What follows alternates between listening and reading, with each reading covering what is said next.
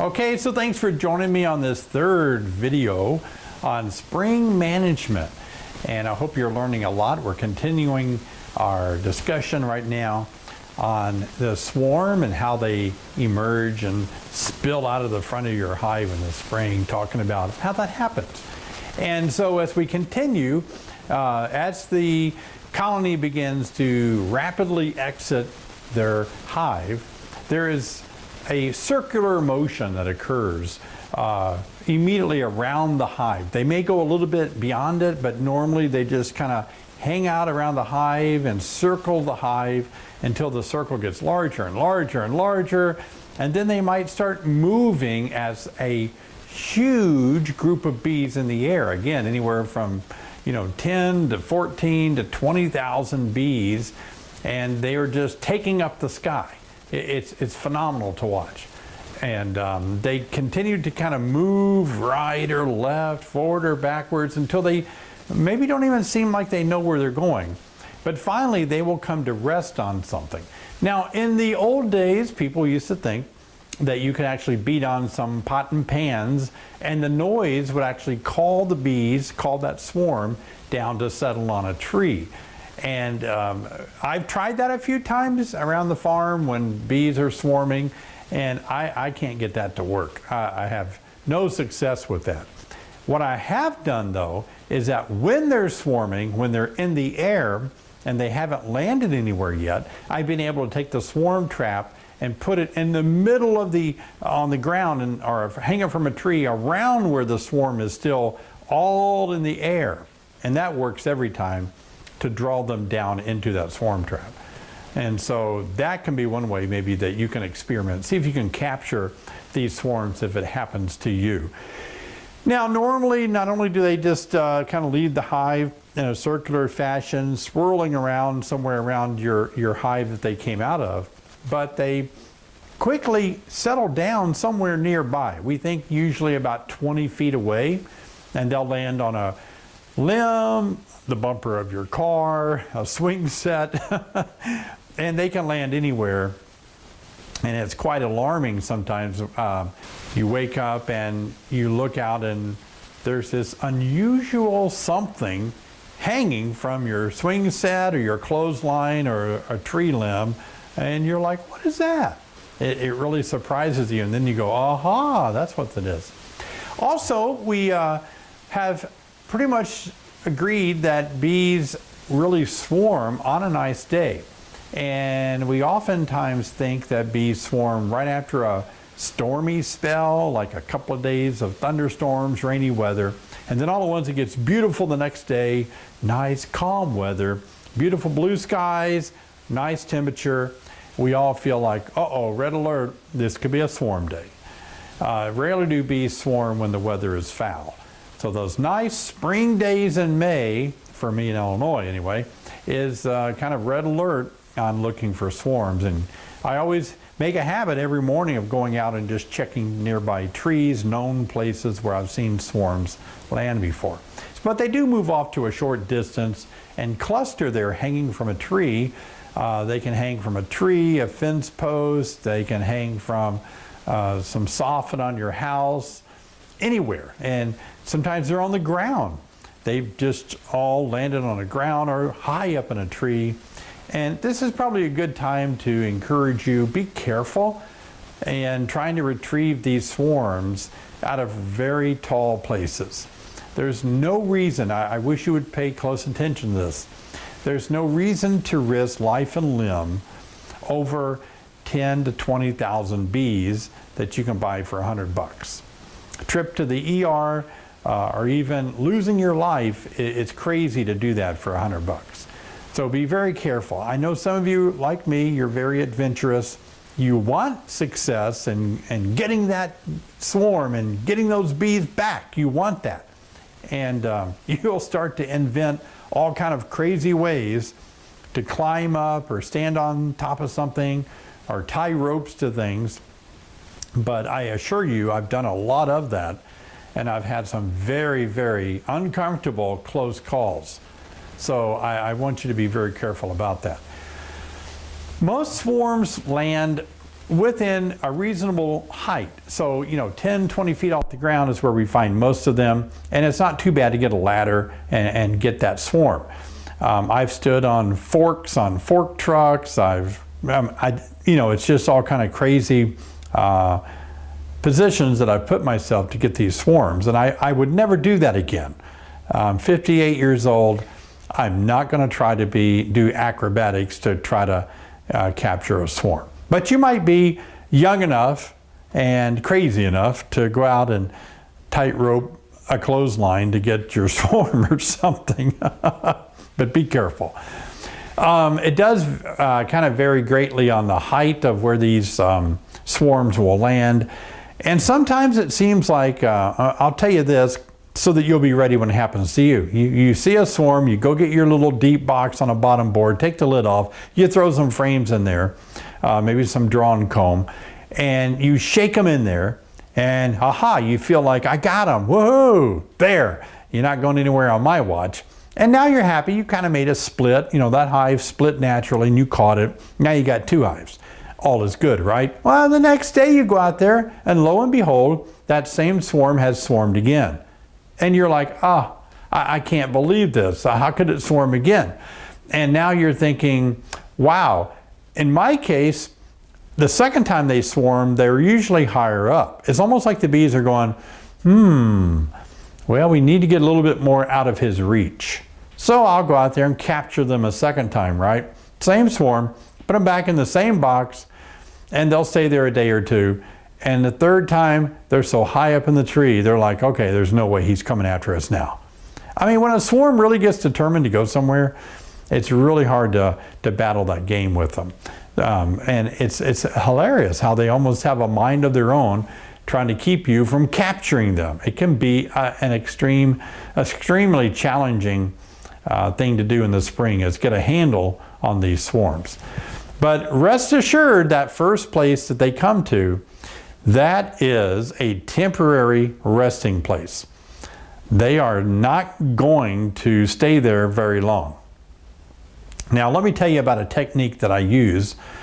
When I walk up to a swarm that's hanging from a tree branch or something that I can see, walk up close to it and observe it, I'll look for the queen. She's usually walking in and around that swarm ball, that cluster of bees in the spring, and I kind of pace it. I watch her, I kind of get an idea about where she's going, coming in and out, and then when she is walking on the outside of that swarm ball, I will pick her up by her back wings. You have to be fast, and it takes a lot of perseverance and patience, but I'll pick her up by her back wings. I have a queen cage ready.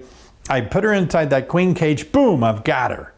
And now I put a cork in that queen cage.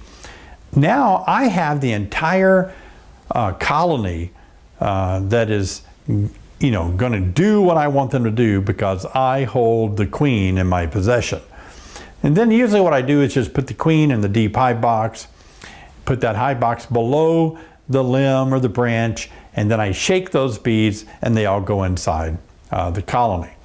Now, why is it important that I cage the queen? Because there's a lot going on about finding that new place to live. Most of the scout bees that are dancing on the outside of that swarm, they are trying to encourage the swarm to go to the new tree they found or soffit in a house. And they're doing a waggle dance to lure them to take off and go to their final nesting place. The first place is just temporary while they kind of catch their breath, they kind of relax and get orientated about, hey, we're fixing to go and get ready for their next longer journey. So when I have the queen in a queen cage, if I shake them all in the box, they're going to stay right there because the queen's not leaving. Now, sometimes you'll find that if you shake your queen in a box, you haven't captured the queen yet. Once you shake them, they can possibly just all never go in your box and decide to take that moment to fly off to their final nesting place. So let me take a moment now to tell you how this works. It's really great. These temporary swarms that are just hanging out for maybe 20 minutes to 2 hours to 2 days, they won't stay there forever. On occasion it happens, they do get stuck there, maybe their weather turns foul, and so they're kind of stuck hanging there, and the scout bees trying to lead this swarm to their final nesting place, just the weather never cooperates. Meanwhile, the nurse bees start building some comb in the temporary location. And this comb gets bigger and bigger, and the queen will lay eggs in it. So occasionally we see outside in the open beehives, comb and all. I've seen it 2 or 3 times, very large colonies hanging on the outside of homes, on the outside of trees. Now this is not normally what bees do. That's really way too much light for the developing larvae, and too much direct heat on a hot sunny day. They have to work harder to keep things cooled off. Also opens the colony up to more predators being able to go up there and invade. But it does happen if they can't get directed to their final nesting place. But normally this is how it goes down. Normally there are scout bees that are always looking over the area. They're searching. I mean, even when a hive is not thinking about swarming, scout bees are highly intelligent, highly knowledgeable about every type of mineral and resource that's out there within 2 or 3 miles of their own colony. And they're also aware of drone congregation areas. They're also aware of potential nesting places. Maybe an empty, hollowed out tree, a hole in a tree or something, big enough where these bees can swarm to. Or maybe a barn or a soffit that's opened up. So these bees hanging in this cluster as a swarm, they're being entertained by these waggle dance scout bees that are doing waggle dances, trying to lure them away, and they're all competing. So when I walk up to a swarm hanging from a tree, first thing I do is capture the queen, and then I observe the waggle dancers. These waggle dancers are the scout bees who are positioning themselves to be the dominant choice of where this swarm will go. And so there may be lots of waggle dances going in different directions. And as this continues to happen, you start feeling like, which way are they going to go? But it's not that way. Ultimately, it's a democratic way of coming down to a final decision, a final vote. So when I walk up and I see a lot of different waggle dances going in different directions, I know I have a lot of time to capture this swarm. But if I go there and I observe the outside edge of that swarm, and I see that they're all going in the same direction, 4 or 5 scout bees waggling in the same direction, I know I don't have much time at all. That at any moment, they've all agreed on where to go, they can lift at any time. So those are the 2 things I want to encourage you to do. Those of you that have made it your profession to go out and try to capture swarms, spend some time trying to find that queen and then observing the waggle dance to see which way they're going to go. And that'll tell you how much time you have too. Oh, and another thing, those of you that have made it your life goal to see how many swarms you can catch, be sure, and when a homeowner calls you and says, hey, I've got a swarm in my tree, would you come get it? If they live pretty far away, more than 20 miles, I always get their cell phone number. And when I get about 10 miles away, I'll call them up and say, can you see if that swarm is still there? And half the time they'll say, oh no, it's gone. And that saves me 20 miles because I don't have to go there and come back. So, that can be a lifesaver on traveling too far and wasting your time. The swarm is just gone by the time you get there. So keep the cell phone handy, call the homeowner to make sure it's still there 10 miles out. So when you get there and you start working with a swarm, it's beautiful. You probably will have some bystanders looking at this. It's like it's like an alien has come from another planet. They're just, wow, look at that. Now, if you are brave, I do this for entertainment, of course. I will take my hand without gloves and I will just slowly slip it through the swarm if it's hanging there and just push it through the swarm and pull it back. There'll be bees on me, I'll shake them off. But I don't get stung, and people are like, wow, how did you do that? How are they not stinging you? But then I will have the bystanders back up a little bit when I get ready to shake them in. If you have never shaken a swarm into a box, and I know a lot of beekeepers never have, some beekeepers have never seen a swarm, others have never captured a swarm, it's a really quite enjoyable and easy thing to do. And let me just tell you a couple of things, 2 or 3 things. Obviously, the first thing you can do is just, if it's handy, if you can shake a little small branch into a nook or a deep hive body, put the lid on it, wait a little bit for the bees to settle, you've got it. It is that simple. Here we go.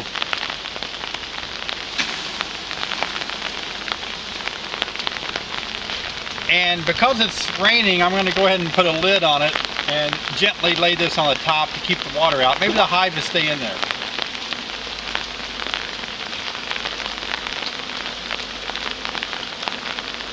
And there we go.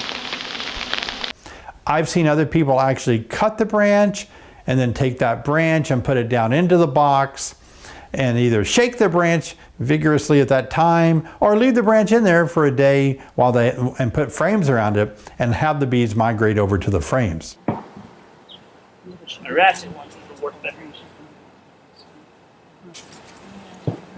This swarm's going to be heavy, so be prepared.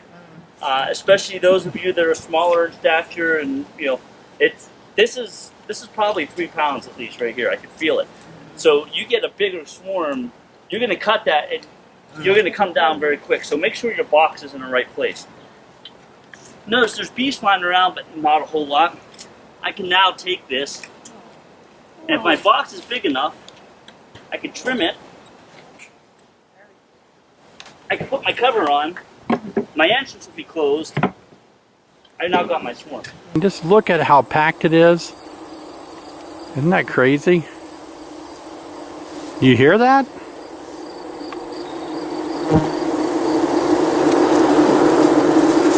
There's one here, and then there's one down here. And then a third way I've seen it, and I've done it too, is that sometimes there's no way I can get the bees into the box. If I shake them, it's not lined up correctly or something. So what I'll do, I'll put a white sheet on the ground, and then I'll put a beehive, a single deep bottom board, top. I'll put that right on that white sheet. Then when I shake the bees down onto that white sheet, all the bees march in to the hive.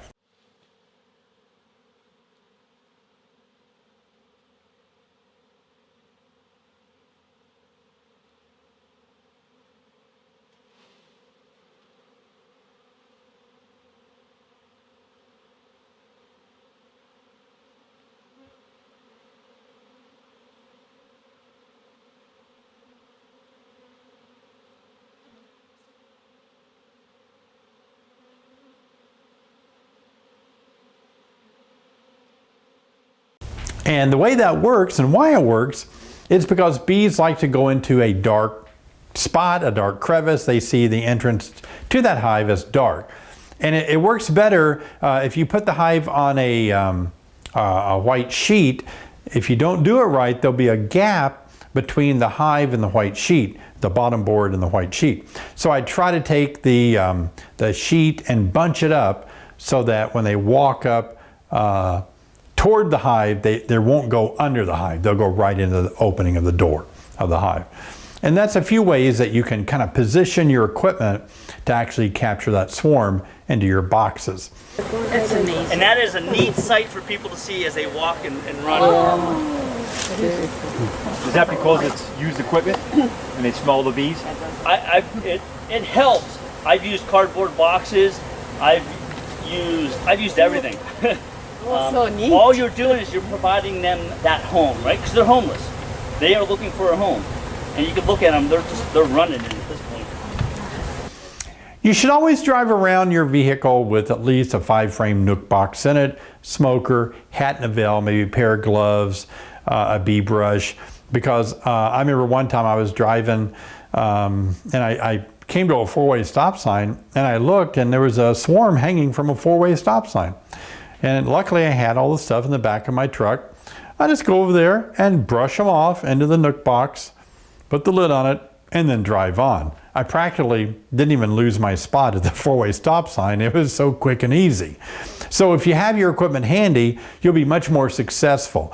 If you see them hanging from a stop sign, you go 10 miles home, get your equipment, 10 miles back, they'll be gone. And then you've wasted time and gas money. So that's just a tip. Have some of these things ready. The other bees that are in the ball of the swarm are really remaining quite inactive at this time. They're just hanging out. Depending on the weather too, if it starts to rain on them, they look like they're dead. They're just real still and soaked. If it's a little cooler outside, you see them very inactive, maybe making some heat. But the warmer or hotter it is, you'll see them moving around a little bit more to disperse the heat from that cluster. They are conserving energy. They are going to have to fly quite a ways, up to a mile, maybe a mile and a half, 2 miles even, to their final nesting place. So they're conserving energy, getting ready to build some comb when they get there. As I said, the queen is migrating around this cluster, and the swarm rarely is defensive at first. The longer they are there, the more defensive they become. If they start to build brood comb, start to pack in some honey around that brood, they will become more defensive. But on a good day, after they've just landed, I don't want you to think they cannot sting you, or they won't. They can and they might, but it's really unlikely. I have been stung, I would say many times, collecting swarms. But that's more that I get them stuck on a glove or in my shirt sleeve, and I pinch them and they sting me. Or sometimes they get stuck in my hair. I sit on them, they get up on pants leg, something like that. So don't expect not to get stung. You are working with 10, 20,000 bees, and they're everywhere. So wear the necessary protective gear so that you can ensure this will be a fun time for you and not a painful time for you. And the longer they're there, the more defensive they can become. Well, a question that we all want answered is, how do we stop swarming? Well, it's like I've said before, don't count on being able to completely stop your bees from swarming in the spring. Reproductive swarms, they can usually pull that off.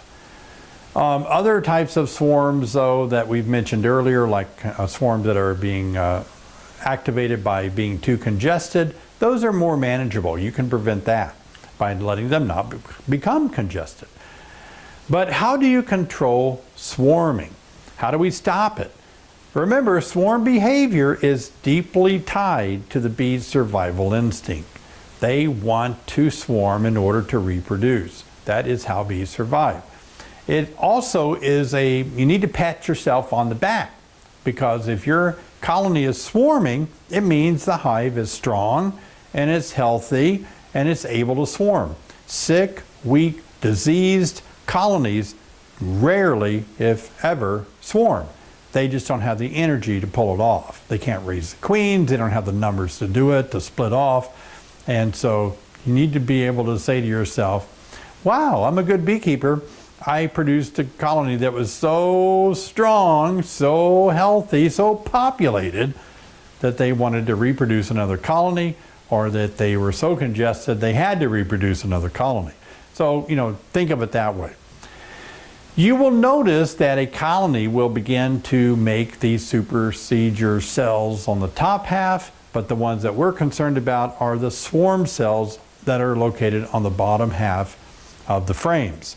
Now, these cells that we've talked about are cells that are going to be found on the bottom half of those frames. Those are the ones that tell us, wow, they're the ones that trigger the queen to lay in them when she's not getting her pheromones back in the right amount. And if we see those being filled with a larva and royal jelly, then we can take action. So in other words, if the bees are presenting swarm cells, and before they're capped over, you have time to do something. Now this is critical because you can, in light of what we're saying about controlling swarms, you can keep tearing those queen cells out. But unfortunately, every time you tear them out, they're going to rebuild them. And you're going to have to go back there every 7 days. Once a week, you'll have to go back and tear more and more of these queen cells out. And the problem is going to be, you're going to miss one. And if you miss one, if you don't remove all of them, then they're going to know that they can pull the swarm off because they have one queen cup or cell now that's going to be their replacement cell. And here's why you can't see them all. Usually, if they're getting ready to swarm, it's because they're very congested, bees are everywhere. Bees can cover a frame and just completely cover and make it unnoticeable to you, the swarm cells that are below the pile of bees. You just can't see everything under the bees on the frame. So that's why it's kind of tricky. You have to be very diligent. I have heard beekeepers tell me in the old days, you know, just kind of lift up the top deep, look under the bottom of the frames for queen cells, tip up the bottom deep, look for queen cells. I've tried that. That's not a real accurate way. You can see some of them, absolutely, don't get me wrong, but there can be queen cells on that same frame higher up. So you practically have to remove every single frame and give it a really good look over if you're going to stay after removing queen cells. By the way, you can really enjoy these queen cells. If you harvest them correctly, you can use them in other parts of hives nearby. So you can harvest them, you can split them off, make them into another hive. You can actually take the whole frame with the queen cells on them if you want to. There may be 2 or 3 frames. You can make other nooks, other hives. Just make sure you take enough bees and enough resources to support that new swarm cell. You can also use an X-Acto knife. It's like a metal rod with a real sharp pointy razor blade on the end. And you can use that if you need to cut a queen cell from a frame. You can be very careful not to open the queen cell up. You need to be like a surgeon. If you do open up a tiny bit on the back, when you pull it off the frame, you can kind of pinch the wax and seal that off. I've done that a lot, and it's not hurt the developing pupa at all. But you kind of got to be quick about it. A good time to tell you too, queen cells are kind of risky to handle. The pupa of a queen, once it's sealed over at the bottom, it needs to be kept at about 92 degrees until about day 13, 14. So if you extract one of these queen cells out day 8 or 9 while the pupa is still developing, and you chill it below 80 degrees or lower, it can quickly cause that developing queen to die.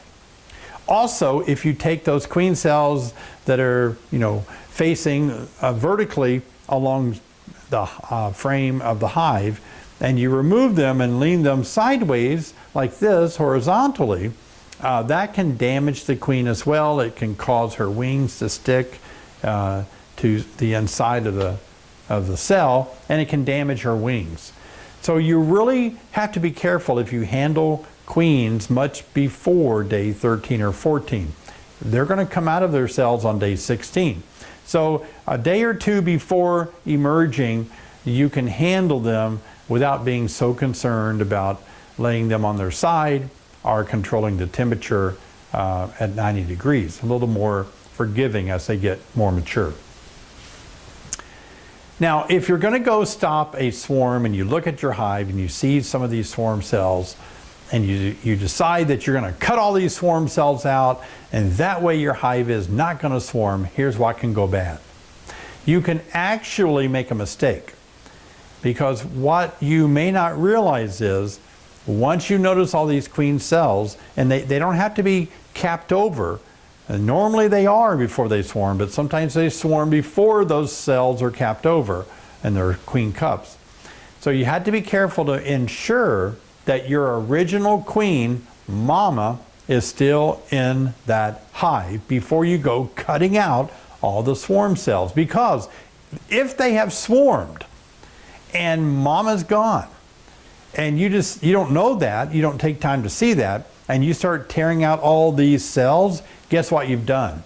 You've just taken away their future, because you've removed any of the queens that they could have had for their future, and they're too far away from any eggs because the queen's been gone too long to raise their own queen again. And now they're going to be queenless forever unless you intervene and buy a queen and put it in there. So I hope you understand that, students. I want you to understand this. If you are going to tear out queen cells or cups to prevent swarming, do not do it until you are sure that that is your original queen and that she's okay. In other words, it could be a virgin queen that looks exactly like your queen that swarmed.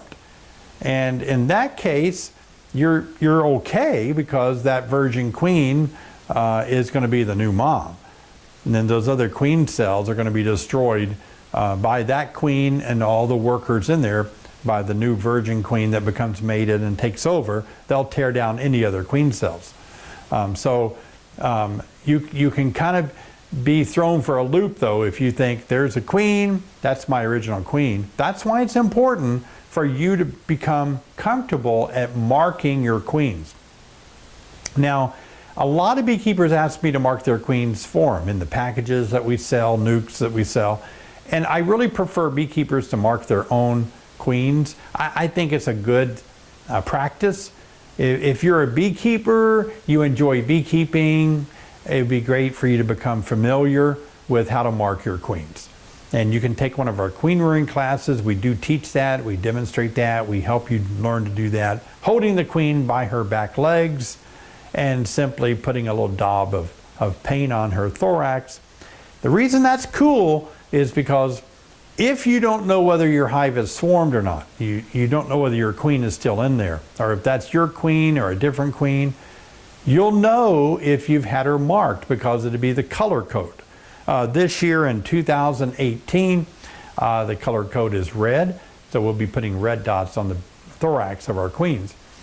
So if you have a red dot on the back of your queen and all at once you inspect your colony and you don't see a red dot on the queen at all, it's an unmarked queen, you know that's a virgin or a newly mated queen that's taken over what your other queen was doing and your other queen's gone. So marking your queen is certainly a good way to control and give you the knowledge of how your hive is doing, whether that's the original queen or not, when it comes to evaluating swarm control.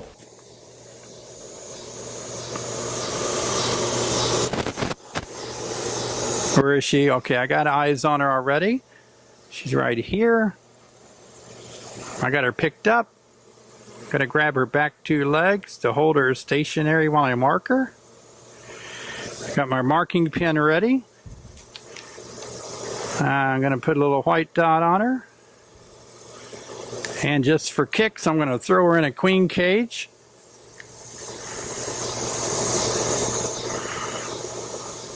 My hands are sticky. There she goes in the cage. 60 seconds, marking a queen.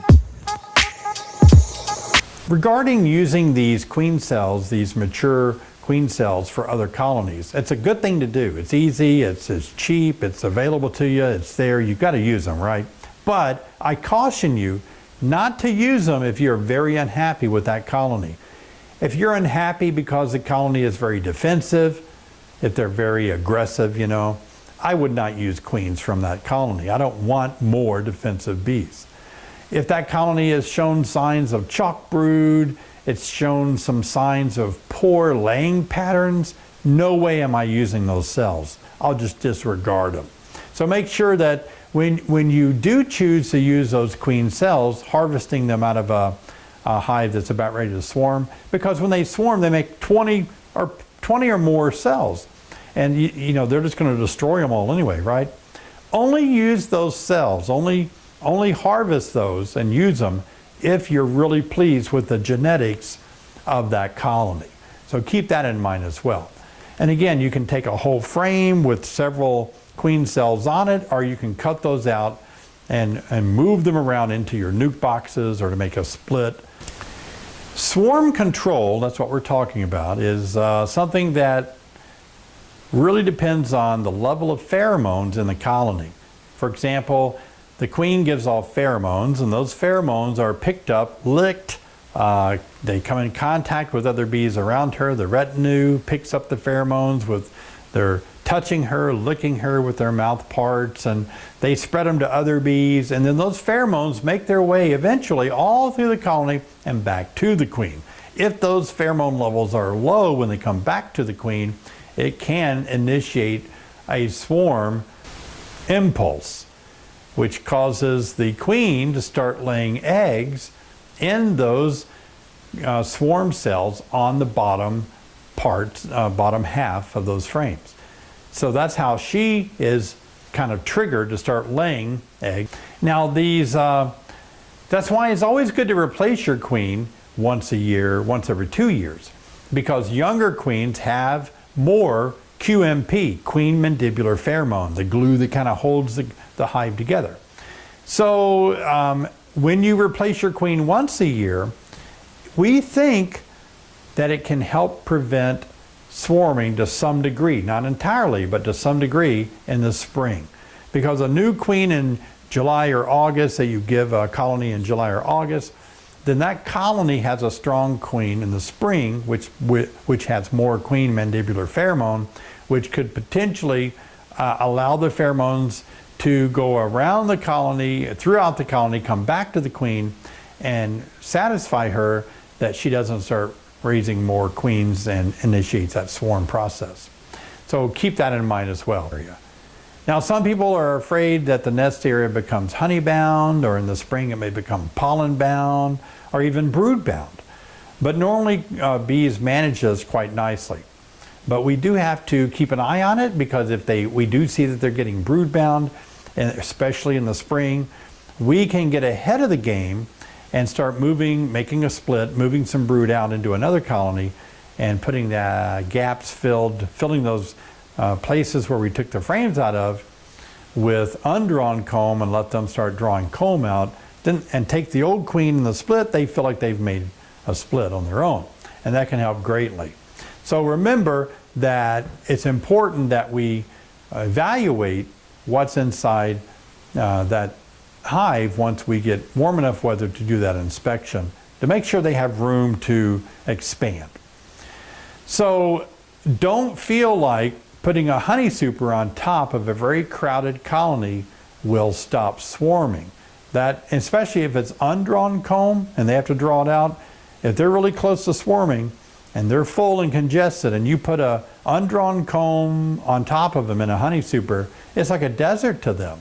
It doesn't give them any immediate help at all. So you've got to think differently than that. It's the brood area, the 2 deep hive bodies, that really come into play with giving them more room there. Now, making room for workers can help by giving them a super. Don't get me wrong, in bad weather, more bees can kind of spread out. It does help a little bit, but it's not as helpful as you think in preventing a swarm. We've got to have room in that deep hive body for the queen to lay lots of eggs and start raising lots of brood. If you've overwintered your colony in one deep hive body, you can add the second deep hive body. Certainly that's going to help a lot. I overwintered a lot of single deeps this year very successfully. I'm going to have to go out there lickety split as soon as the weather warms up and put deeps on top of those single deeps, or else every one of them is going to swarm, right? And so that's essential to see that they need that room to start expanding. If you've overwintered in 2 deep boxes, then you need to consider reversing these deep boxes. Now, reversing boxes is tricky. I want to tell you about this. Students, I want you to listen closely. This is very critical, how you deal with this. So, never ever reverse the boxes coming out of winter into spring if and when there is brood in both of those deep boxes.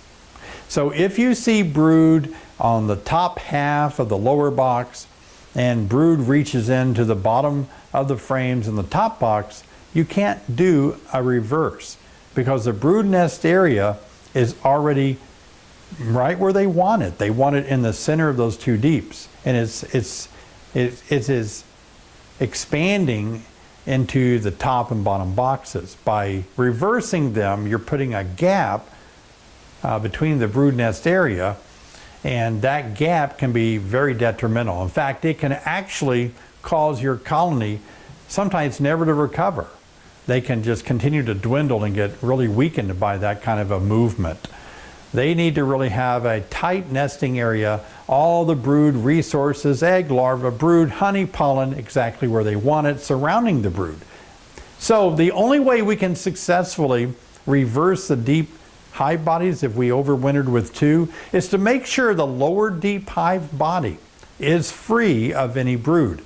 It can have honey in it, it can have pollen and bee bread, it can have all that, but just make sure there's no eggs, no larvae, no capped brood in the bottom deep before you reverse it. So if the bottom deep is empty, then it doesn't have any brood, but maybe there's bees there, it's fine to reverse them. It can be helpful because the queen then is down on the lower part of the deep box.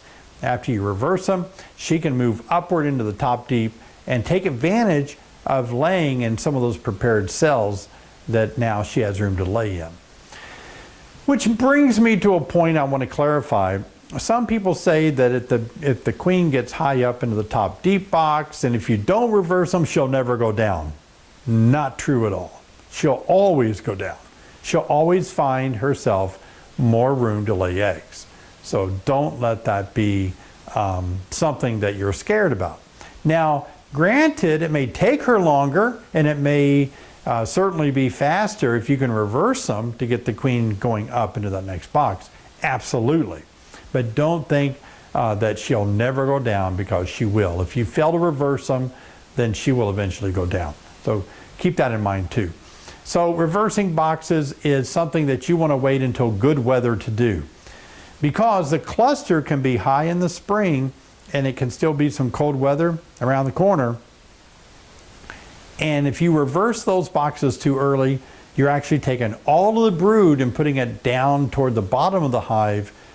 Heat rises, and if it really, really gets cold, it could chill the brood down there.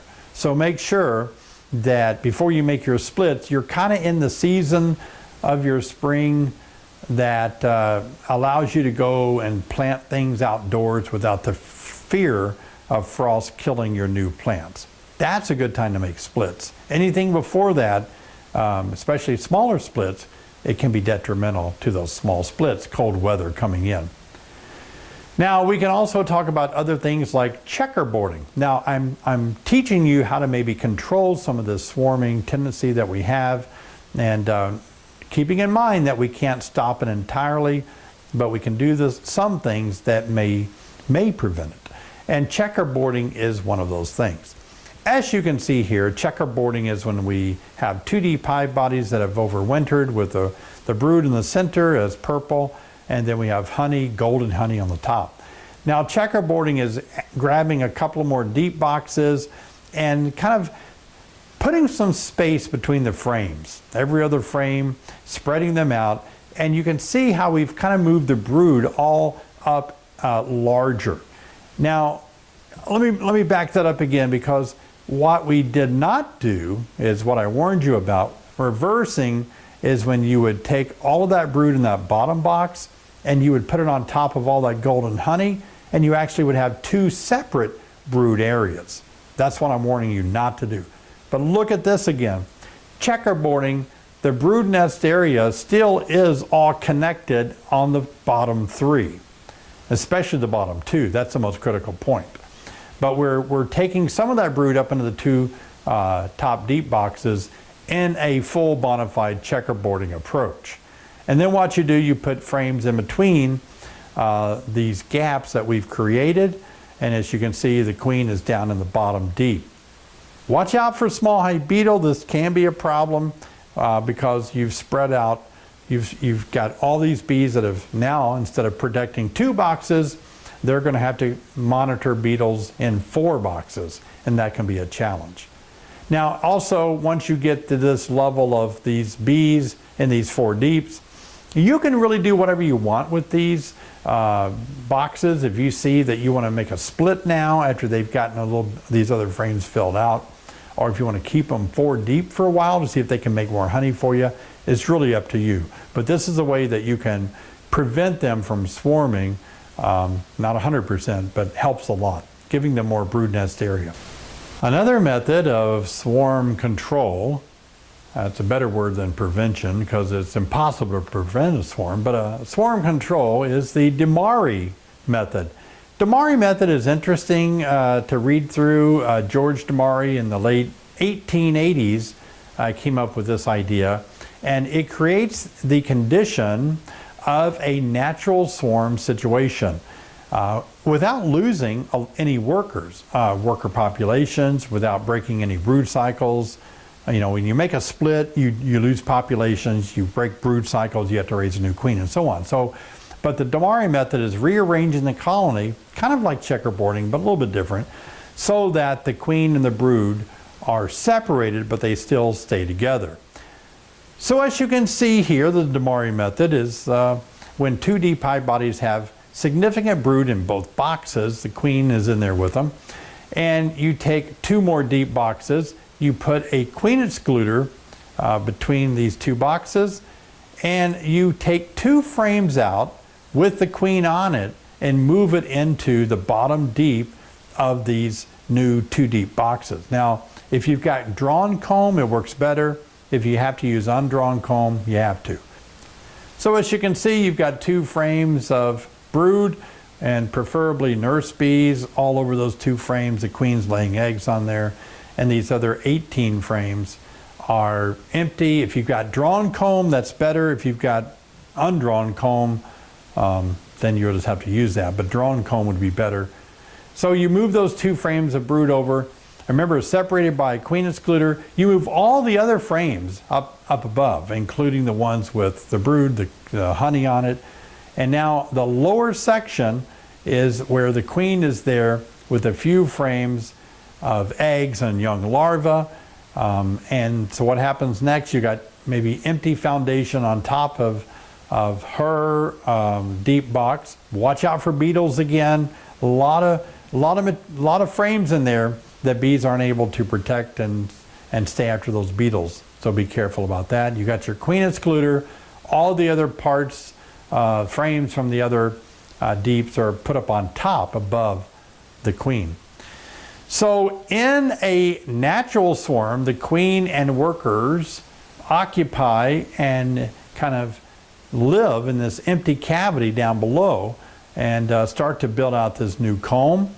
And the bees up above are separated by the queen excluder, which means the pheromone really isn't going to travel up through that queen excluder. Pheromones are really licked off of the queen or are carried from close proximity of the queen from bee to bee, and so it will greatly reduce the spread of her pheromone.